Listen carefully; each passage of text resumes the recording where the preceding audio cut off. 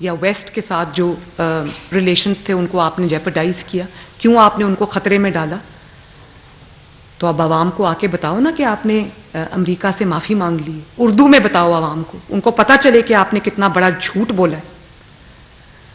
اور آج کہتا ہے کہ امریکہ نے میرے خلاف سازش نہیں کی، قمر جاوید باجوہ صاحب نے میرے خلاف سازش کی۔ تو یہ وہی شخص ہے جو جب تک حکومت میں تھا کہتا تھا قمر جاوید باجوہ سے زیادہ کوئی جمہوری چیف عوامی سٹاف نہیں گزرا۔ قمر جاوید باجوہ صاحب نے جتنی میری حکومت کی مدد کی ہے کسی نے نہیں کی۔ اور یہ وہی شخص ہے نا جو آج کہہ رہا ہے کہ قمر جاوید باجوہ نے میری حکومت کو گھر بھیجا۔ وہ جب اس کو پتا چلا کہ میری حکومت ختم ہو رہی ہے تو تا حیات ایکسٹینشن دینے کے لیے ان کے پاس پہنچ گیا کہ آپ کو ایک دفعہ تو میں دے چکا ہوں ایکسٹینشن، دوسری دفعہ آپ تا حیات ایکسٹینشن لے لیں۔ آپ سوچیں کہ وہ انسٹیٹیوشن کے ساتھ کیا کر رہا تھا، صرف اپنی حکومت بچانے کے لیے اس ملک کے ساتھ کیا کر رہا تھا، جس کو آج وہ میر جعفر کہہ رہا ہے، میر صادق کہہ رہا ہے، جانور کہہ رہا ہے، جس کو یہ کہہ رہا ہے کہ اس نے میری حکومت گرائی، اس کو اس نے تا حیات ایکسٹینشن دینے کی بات کی۔ اور پھر آپ یہ دیکھو کہ ان کے پرانے انٹرویو سن لیں، یہ کہتے تھے کہ اگر میں اقتدار میں آیا اور اسٹیبلشمنٹ نے میری بات نہ مانی تو میں عوام کے پاس جاؤں گا، میں ان کو بتاؤں گا کہ اسٹیبلشمنٹ کیا کر رہی تھی۔ تو آج جب جنرل قمر جاوید باجوہ گھر چلے گئے تو آج آپ کو پتہ ہے کہ وہ اپنے آپ کو ڈیفینڈ نہیں کر سکتے۔ میں ان کو کوئی بیل آؤٹ نہیں دے رہی یہاں پر، لیکن آج جب آپ کو پتہ ہے کہ وہ امریکہ طاقتور ہے، وہ اپنے آپ کو ڈیفینڈ بھی کر سکتا ہے اور وہ آپ کو نقصان بھی آپ کو اس بیانیے کا ہو سکتا ہے، تو آج آپ نے جو نشانہ ہے اس پہ آپ نے جنرل قمر جاوید باجوہ کو رکھ لیا۔ اس وقت آپ نے کیوں آپ ان سے چھپ چھپ کے، حکومت جانے کے بعد بھی پریزیڈنسی میں چھپ چھپ کے ان سے ملتے رہے؟ تو کیا بات کر رہے تھے ان سے؟ اس وقت یہ کیوں نہیں کہا کہ میری حکومت آپ نے ختم کی؟ اس وقت تو آپ یہ کہہ رہے تھے کہ پلیز مجھے واپس حکومت میں لے آئیں۔ اور آج بھی آپ پریزیڈنٹ آف پاکستان کے پاس بار بار جاتے ہیں کہ میری ایک ملاقات کرا دیں، اور پھر آپ کہتے ہیں کہ تالی نہیں بج رہی، کہ تالی ایک ہاتھ سے بجتی۔ اسٹیبلشمنٹ نے تو اپنا ہاتھ ہٹا لیا، اسٹیبلشمنٹ نے ان سے ہاتھ کھینچ لیا، بلکہ تو اب عدلیہ کے گھوڑے پہ سوار ہو کے آنے کی کوشش کر رہا ہے۔ اس کو کوئی نہ کوئی بیساکھیاں چاہیے ہوتی آنے کے لیے، یہ اپنے اون پہ کچھ بھی نہیں کر سکتا۔ تو جو بات جب آ کے کرتے ہیں تو ایسا لگتا ہے کہ پتہ نہیں کتنی جو جذبہ ہے اور کتنی سچائی ہے بات میں، اور جب آپ فیکٹس کو دیکھتے ہیں تو آپ کی عقل دنگ رہ جاتی ہے۔ انسان کو یقین نہیں آتا کہ ایک انسان اتنا بڑا منافق جو ہے وہ کیسے ہو سکتا ہے۔ کہ میں اسٹیبلشمنٹ کی کوئی وہ نہیں، جنرل باجوہ سپر کنگ تھے، تو آپ کیا تھے؟ آپ ان کے ملازم تھے اس وقت، آپ نے ان کو کنگ مانا ہوا تھا، اس وقت تو وہ سپر کنگ تھے، لیکن آپ لوگوں کو یہ کہتے تھے میری چلتی ہے۔ اس وقت جنرل باجوہ سپر کنگ تھے، لیکن وہ جو آپ کی وائف جو کرپشن کے داستانے رقم کر رہی تھی، جو فرا گوگی کرپشن کی داستانے رقم کر رہی تھی، اس میں آپ کو پوری آزادی حاصل تھی۔ اس میں آپ کو جب کسی نے جا کے کہا کہ آپ کے گھر میں یہ چوری چکاری اور واردات ہو رہی ہے، تو آپ نے اس کی بات سننے کی بجائے اسی انسان کو آپ نے نکال دیا، اسے کہا چلو جاؤ۔ تو یہ ہے اصل حقیقت جو ہمیں آپ کو بھی سمجھنی چاہیے اور پاکستان کی یوتھ کو بھی سمجھانے کی کوشش کرنی چاہیے۔ اور میں اس لیے یہ باتیں آج آپ سے کر رہی ہوں کہ آپ کو بھی یہ انسلٹ ہے ہیومن انٹیلیجنس کی، یوتھ کی انسلٹ ہے کہ آپ سمجھ رہے ہیں کہ وہ ذہنی طور پہ شاید آپ کی طرح اتنے معذور ہیں کہ آپ جھوٹ بولیں گے وہ سن لیں گے، مان لیں گے، آپ یو ٹرنز لیں گے تو وہ مان لیں گے۔ اور یہ بڑی ایک یوتھ کی کنزمپشن کے لیے بات ہے کہ پچھلے 10 سال سے میں دیکھ رہی ہوں کہ ایک بڑی کنسرٹیڈ اور بڑی آرگنائزڈ کیمپین سیاستدانوں کے خلاف چلائی گئی، چاہے وہ مسلم لیگ نون ہوں، نواز شریف صاحب ہوں، یا وہ اور کوئی بھی جماعت ہو، ان کے خلاف بڑی آرگنائزڈ کیمپین چلائی گئی، ان کو چور کہنے کی، ان کو ڈاکو کہنے کی، ان کو کرپٹ ثابت کرنے کی، اور ایک شخص کو صادق اور امین قرار دینے کے لیے انہوں نے سب کو جو ہے وہ گندا کیا۔ اور آج میں اس شخص سے پوچھتی ہوں جس نے اس شخص کی اس کو میں ڈھونڈ رہی ہوں، وہ ثاقب نثار، وہ ڈیم والے بابا جی، میں آج ان کو ڈھونڈ رہی ہوں کہ آج ان کو میں پوچھوں کہ آپ نے اس شخص کو صداقت اور امانت کا سرٹیفکیٹ دیا، آپ کو خیال نہیں آیا کہ آپ اس ملک کے ساتھ کیا کر رہے ہیں؟ اس کو فرشتہ بنا کے آپ نے پیش کیا، اور پتہ یہ چلا کہ جن پہ چوری چکاری ڈاکے کا الزام تھے ان کی تو آج پوری دنیا بول رہی ہے، کرنے والے خود بول رہے ہیں. آپ دیکھ لو نواز شریف کے خلاف کل میں جنرل باجوہ صاحب کی وہ ایک ہمارے اینکر ہے وہ بتا رہے تھے کہ جنرل باجوہ صاحب کہتے ہیں میرے پاس وہ آڈیوز اور ویڈیوز ہیں جب عمران خان ان کے پاس آتا تھا اور جب ہم نواز شریف پہ کریک ڈاؤن ہو رہا تھا تو کہتا تھا بڑا اچھا کیا آپ نے نواز شریف کو شکنجے میں پکڑ لیا، اب آپ نواز شریف کے ساتھ یہ کریں، اب آپ وہ کریں، اب اس کو ڈسکوالیفائی کریں، اب اس کو جیل میں بند کریں. تو یہ اللہ تعالیٰ کی شان نہیں ہے کہ آج کرنے والے خود بول رہے ہیں، ایک دوسرے کو میر جعفر میر صادق کہہ رہے ہیں، ایک دوسرے کو جھوٹا کہہ رہے ہیں، ایک دوسرے کو غدار کہہ رہے ہیں. اور نواز شریف صاحب کی جو گواہی ہے وہ اللہ تعالیٰ کی طرف سے آئی ہے اور ان لوگوں کی طرف سے آئی ہے جو ان کو خراب کرنے میں شامل تھے. تو ایک دن جھوٹ کو جھوٹ ثابت ہونا ہوتا ہے، سچ کو سامنے آنا ہوتا ہے، لیکن اس سچ کو لے کر آپ سب ٹارچ بیئرز ہو، اس سچ کو لے کر آپ کو اپنے اپنے لوگوں کے پاس جانا ہے، ان کو یہ سچ بتانا ہے.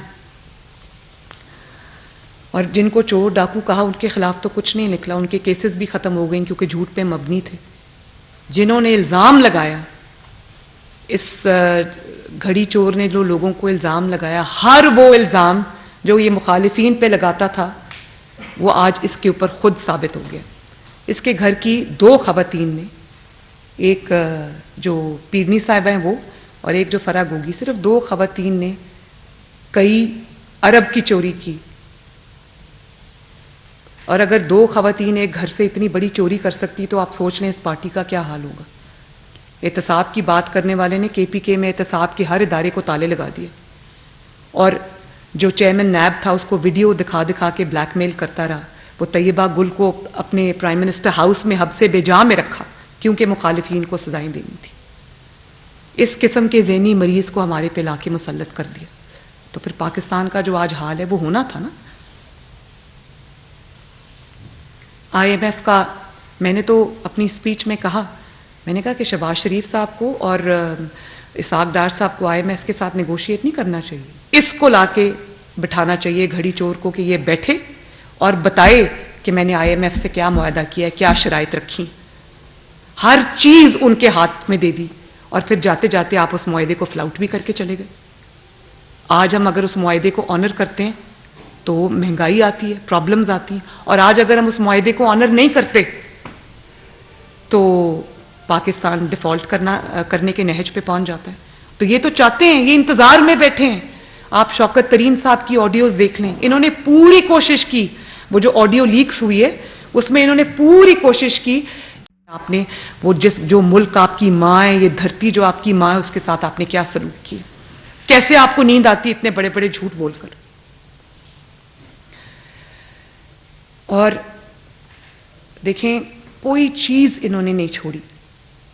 مذہب کی طرف آ جائیں، انہوں نے مذہب کا کتنا برا استعمال کیا. وہ مذہبی پوری دنیا نے دیکھا کہ وہ ٹرک پہ کھڑے ہیں اور وہ ان کو کہہ رہے ہیں خان صاحب ذرا مذہبی ٹچ دیں. یعنی مذہب کے نام، مذہب مطلب جو شخص مذہب کو استعمال کرتا ہے اپنے پیٹی انٹرسٹ کے لیے، میں سمجھتی ہوں اس سے بڑا مجرم کوئی نہیں ہے. کیونکہ آپ اس کو جب سیاست کے لیے استعمال کرتے ہیں تو آپ پھر یہ بڑا ایک ایسا، میں سمجھتی ہوں کہ یہ بہت بڑا گناہ ہے. اور آپ نے لوگوں کو اب مجھے یہ بتائیں، ریاست مدینہ کا آپ نے نعرہ دیا تو ریاست مدینہ میں یو ٹرن لینے والے کا انجام کیا ہوتا؟ یو ٹرن کا مطلب کیا ہے؟ یو ٹرن کوئی سیاسی ٹرم نہیں، یو ٹرن کا مطلب ہے کہ آپ نے پہلے جھوٹ بولا تھا. تو ریاست مدینہ میں جو شخص جھوٹ بولے اور حکمران رہا ہو اور قوم کو گمراہ کر رہا ہو اس کو کیا کہتے ہیں؟ اس کی سزا کیا ہے ریاست مدینہ میں؟ اس کو فتنہ کہتے ہیں. اور فتنے کو ختم کرنے کا حکم ہے سیاسی طور پہ. ریاست مدینہ میں اگر ٹیرین وائٹ کا کیس ہوتا تو اس شخص کا کیا انجام ہوتا؟ کبھی یہ سوچا؟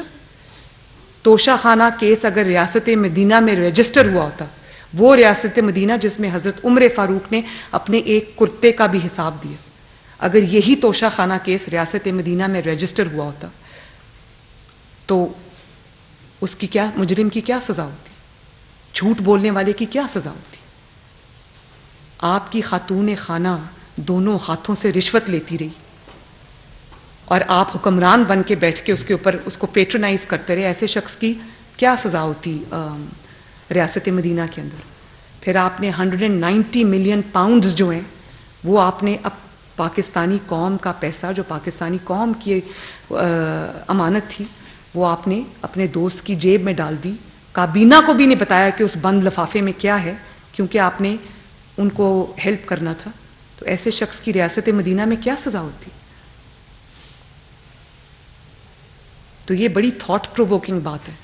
آپ کو ہم جو پی ایم ایل این کی یوتھ کو ری آرگنائز کرنے لگے ہیں، تو میری آپ سب سے یہ ریکویسٹ ہے کہ یہ پی ایم ایل این کی بات نہیں ہے، یہ الیکشنز کی بات بھی نہیں ہے، یہ اس ملک اور قوم کے فیوچر کی بات ہے. تو یہ فتنے کو پہچاننا، اس کو بے نقاب کرنا ہمارا قومی فریضہ ہے.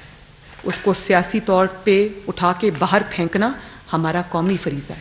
اس ملک کو ایکسٹرنل تھریٹ کوئی نہیں ہے، بالکل نہیں ہے.